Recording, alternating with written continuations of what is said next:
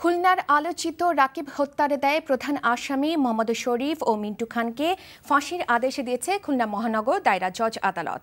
অপর আসামি শফিকের মা বিউটি বেগমকে খালাস দেওয়া হয়েছে। মামলার ৯৬ দিনের মাথায় মোট ১০ কার্যদিবসেই বিচার প্রক্রিয়া শেষ করে খুলনার রাকিব হত্যা মামলার রায় দিল আদালত। খুলনা থেকে আবু তৈয়বকে সাথে নিয়ে রিপোর্ট করছেন তামজিদ সুমন। আলোচিত রাকিব হত্যার মামলার রায় দিয়েছে আদালত। প্রধান আসামি মোহাম্মদ শরীফ ও মিন্টু খানকে ফাঁসির আদেশ দিয়েছে খুলনা মহানগর দায়রা জজ আদালত। সকাল ১১টার কিছু পরে করা নিরাপত্তার মধ্যে দিয়ে আসামিদেরকে আদালতে হাজির করা হয়। ৩৮ সাক্ষীর সাক্ষ্য গ্রহণ করে ১ নভেম্বর উভয় পক্ষের যুক্তিতর্ক শেষে আগে নির্ধারিত করা দিন রোববার রায় দিল আদালত। রায়কে স্বাগত জানিয়ে আইনজীবীরা বলছেন, প্রকৃত অপরাধীর বিরুদ্ধে শাস্তির এ রায় একটি দৃষ্টান্ত হয়ে থাকবে।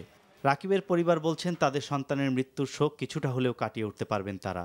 শিশু রাকিব হত্যা মামলার এ রায়কে বাস্তবায়ন করতে এ রায় দ্রুত কার্যকর করতে আবেদন জানান তারা।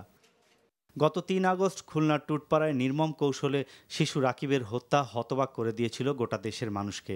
২রা আগস্ট পুরাতন কর্মস্থলের পাশ দিয়ে সাইকেল যোগে যাওয়ার সময় গ্যারেজে ঢুকিয়ে গাড়িতে হাওয়া দেয়া নল পাইপ রাকিবের পায়ুপথে ঢুকিয়ে হাওয়া ছেড়ে দিয়ে পৈশাচিক অত্যাচার চালায় শরীফ মোটরসের মালিক শরীফ। পরে স্থানীয়রা রাকিবকে উদ্ধার করে হাসপাতালে নিয়ে গেলে সেখানেই মৃত্যুর কোলে ঢলে পড়ে রাকিব।